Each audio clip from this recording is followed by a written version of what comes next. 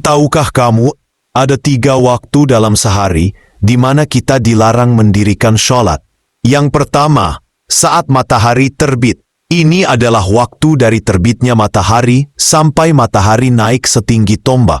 Yang kedua, ketika matahari tepat di atas kepala, menjelang zuhur.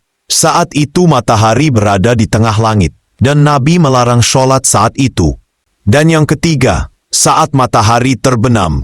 Waktu dari terbenamnya matahari hingga hilangnya cahaya merah di ufuk.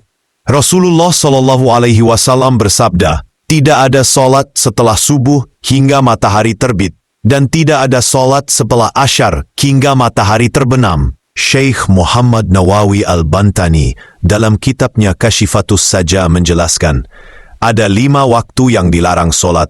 1. Ketika terbitnya matahari, dimulai sejak mulai terbitnya matahari sampai dengan meninggi sekira ukuran 1 tombak. 2. Ketika waktu istiwa sampai dengan tergelincirnya matahari selain pada hari Jumat, waktu di mana posisi matahari tepat di atas kepala. 3. Ketika matahari berwarna kekuning-kuningan sampai dengan tenggelam. 4. Setelah melakukan sholat subuh sampai dengan terbitnya matahari. Apabila ia belum melakukan sholat subuh, maka ia diperbolehkan melakukan sholat sunnah apapun. 5. Setelah melakukan sholat asar sampai dengan tenggelamnya matahari. Syekh Muhammad Nawawi menjelaskan bahwa sholat yang haram dilakukan pada kelima waktu itu adalah sholat sunnah yang tidak memiliki sebab yang mendahului dan tidak memiliki sebab yang membarengi. Sebagai contoh adalah sholat tahiyatul masjid. Ini adalah sholat sunnah yang dilakukan karena adanya sebab yang mendahului sholatnya, yakni masuknya seseorang ke dalam masjid.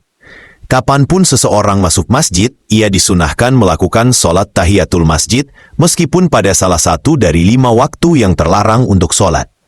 Sedangkan contoh sholat sunnah yang memiliki sebab yang membarengi adalah sholat gerhana bulan dan matahari. Sholat sunnah ini mesti dilakukan berbarengan dengan waktunya bulan dan matahari mengalami gerhana.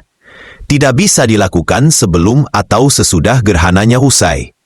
Maka semisal terjadi gerhana pada waktu yang diharamkan untuk sholat, maka tidak haram hukumnya melakukan sholat sunnah gerhana pada waktu tersebut.